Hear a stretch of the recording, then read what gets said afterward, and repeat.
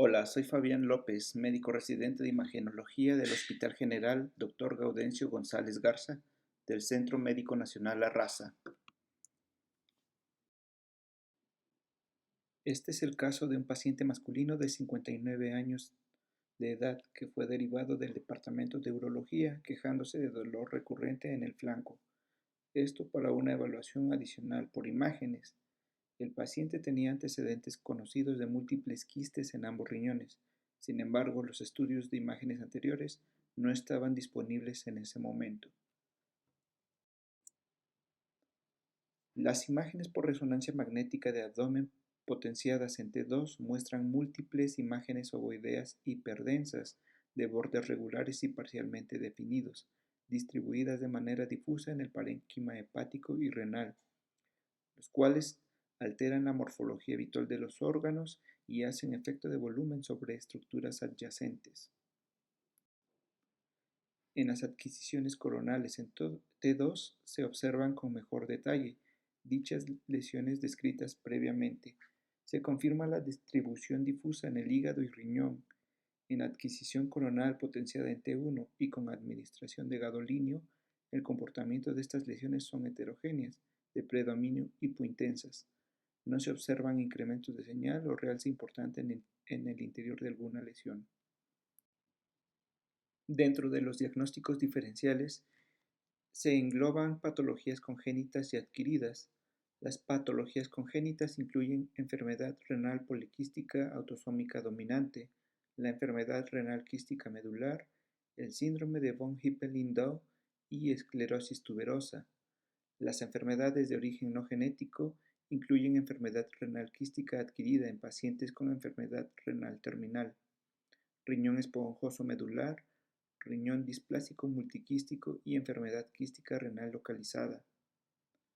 Las principales diferencias entre estas patologías son en la enfermedad quística renal medular. Hay numerosos quistes renales, por lo general no mayores de 3 centímetros de diámetro en la interfaz entre la médula renal y la corteza y dentro de la médula renal. En la enfermedad renal poliquística autosómica dominante hay un gran número de quistes de tamaño variable, desde unos pocos milímetros a muchos centímetros, tanto en la corteza como en la médula.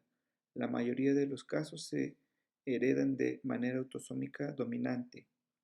En el síndrome de von Hippel-Lindau, numerosos quistes de tamaño variable en poco más del 50% de pacientes se acompañan de lesiones sólidas y a menudo numerosas.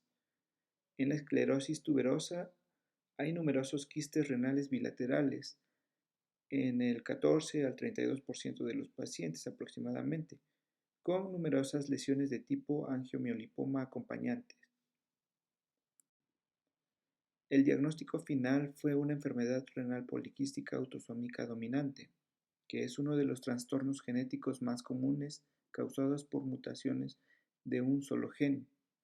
El trastorno se transmite en un patrón autosómico dominante con expresión variada, aunque casi siempre con una penetración del 100% de los genes mutados PKD1 o PKD2.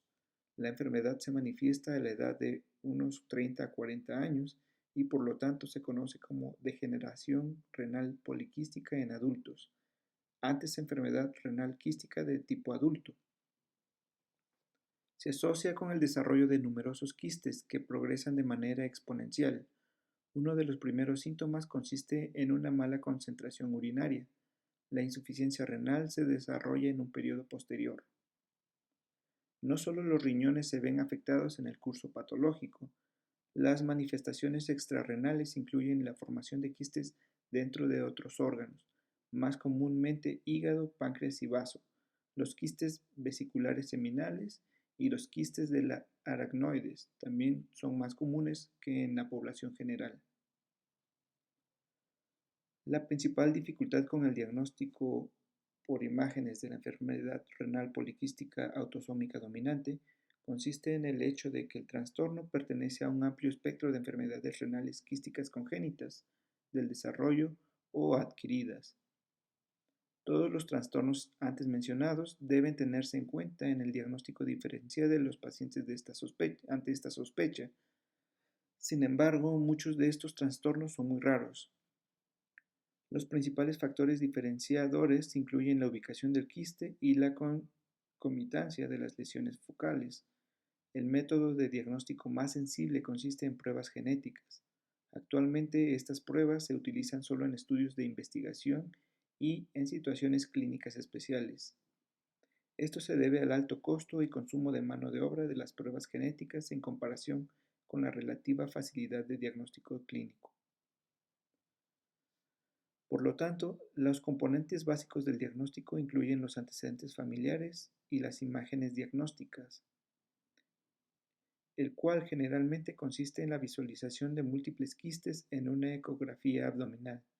El diagnóstico basado en ultrasonido de enfermedad renal poliquística autosómica dominante de tipo 1 se basa en los criterios de Rabin.